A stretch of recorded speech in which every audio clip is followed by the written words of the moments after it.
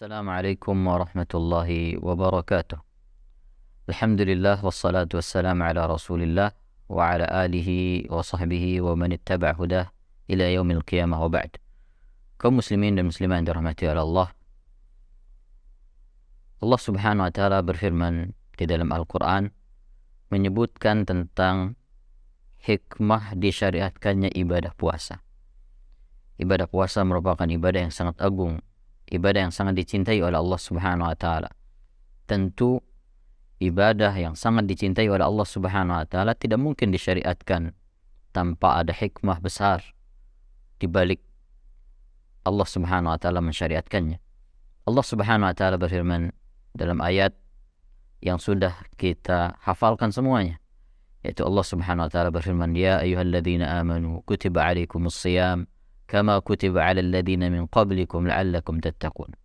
Wahai orang-orang yang beriman, telah kami wajibkan atas kalian untuk berpuasa sebagaimana diwajibkan atas orang-orang sebelum kalian, la'allakum tattaqun, agar kalian bertakwa. Di dalam ayat ini Allah Subhanahu wa taala menyebutkan hikmah dan tujuan dari disyariatkannya ibadah puasa, yaitu agar kita bertakwa kepada Allah Subhanahu wa taala, agar kita menjadi hamba-hamba yang takut dan bertakwa kepada Allah Azza wa Jalla. Dan inilah yang juga dijelaskan oleh Nabi SAW dalam beberapa hadis, bahwa puasa disyariatkan oleh Allah Azza wa Jalla bukan sekedar untuk kita menahan rasa lapar dan juga haus. Dan Allah Subhanahu wa taala mensyariatkan puasa bukan untuk menyiksa kita, tapi puasa disyariatkan oleh Allah Subhanahu wa taala untuk tujuan yang sangat agung, yaitu agar kita bertakwa.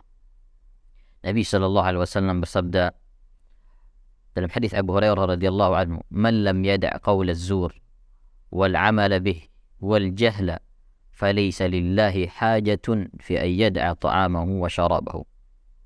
Barang siapa yang tidak meninggalkan perkataan dusta, dalam riwayat yang lain wal jahla, dan perbuatan-perbuatan jahil, wal amala bih, dan meninggalkan perbuatan-perbuatan jahil, maka Allah tidak butuh pada apa yang dia tinggalkan dari makan dan minum.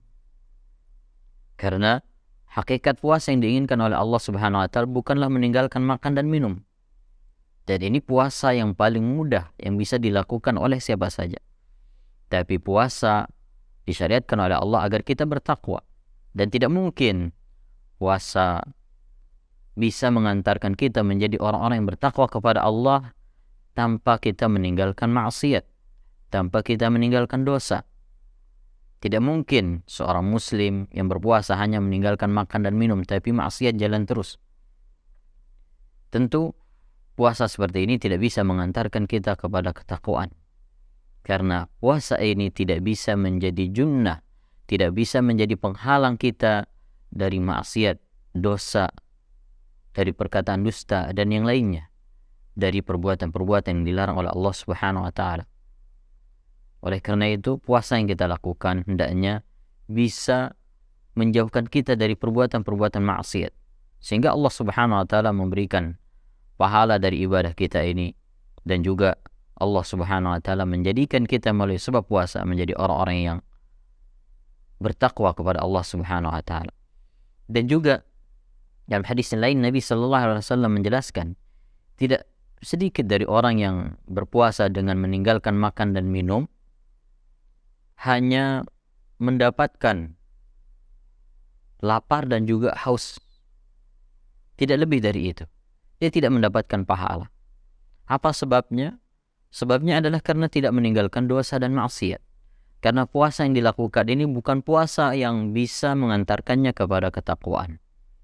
Nabi SAW dalam hadis yang diriwayatkan oleh Abu Hurairah juga, beliau SAW bersabda, "Rubba sha'imin hadduhu minas siyam al-ju' wal atas." Tidak sedikit dari orang yang berpuasa yang dia dapatkan dari puasanya hanya lapar dan haus. Wa rubba qa'imin hadduhu minal qiyam as-sahr. Dan tidak sedikit dari orang yang melaksanakan qiyamul lail yang dia dapatkan hanya menghabiskan waktu di malam hari saja.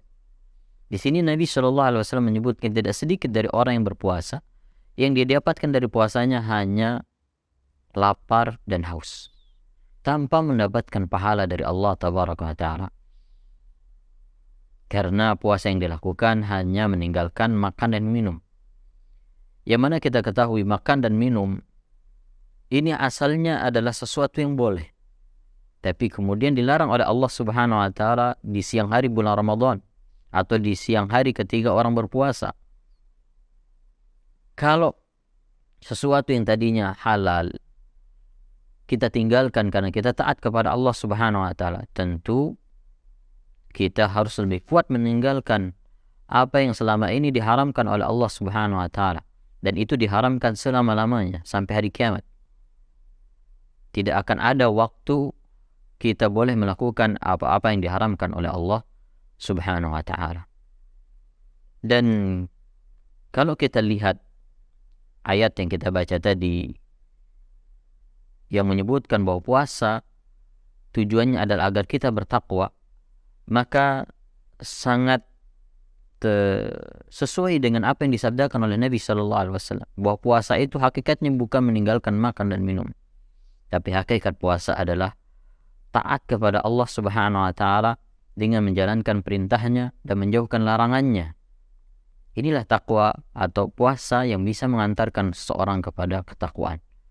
Syekhul Islam Ibnu Taimiyah rahimahullah mengatakan, innama syuri'as siyam litahsil taqwa. Puasa disyariatkan oleh Allah agar kita bisa bertakwa, agar kita bisa meraih ketakwaan. Dan inilah makna puasa yang dipahami oleh para sahabat terdahulu. Para sahabat memaknai puasa adalah puasa yang menjadikan kita meninggalkan semua yang diharamkan oleh Allah tabaraka wa ta'ala. Tidak hanya sebatas pada makan dan minum atau pembatal-pembatal puasa. Jabir bin Abdullah radhiyallahu anhu beliau mengatakan, dan ini bisa menjadi nasihat yang berharga bagi kita terutama di saat kita berpuasa di bulan Ramadan. Beliau mengatakan, idza sumta falyasum sam'uka wa basaruka wa lisanuka 'anil kadhibi wal ma'siyah.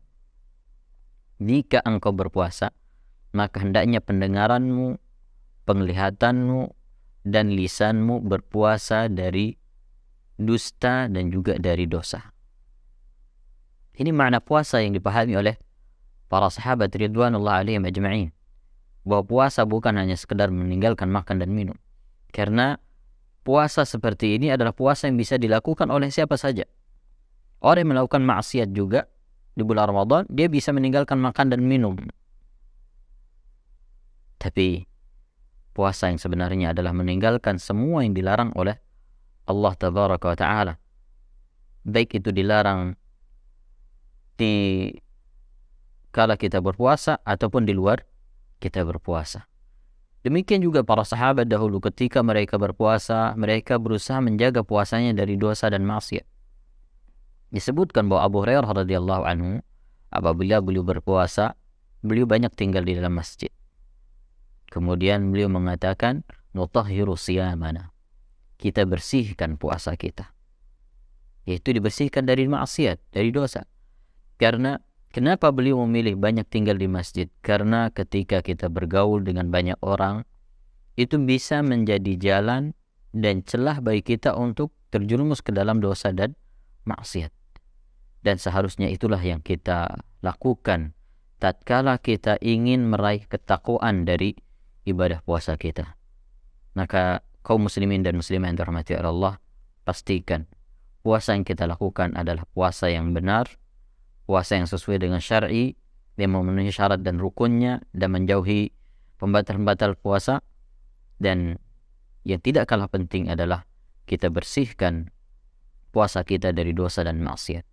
Kita berpuasa dari dosa dan maksiat yang Allah Subhanahu wa ta'ala haramkan setiap waktu, tidak hanya khusus di bulan Ramadan atau tidak hanya khusus ketika kita berpuasa. Nah, kita mohon kepada Allah Subhanahu wa ta'ala semoga puasa yang sebentar lagi insya Allah kita lakukan bisa mengantarkan kita menjadi hamba-hamba Allah Subhanahu wa ta'ala yang bertakwa. Semoga apa yang kita sampaikan ini bermanfaat. Wa sallallahu ala nabiyyina Muhammad wa akhiru da'wana alhamdulillahi rabbil alamin. Assalamualaikum warahmatullahi wabarakatuh.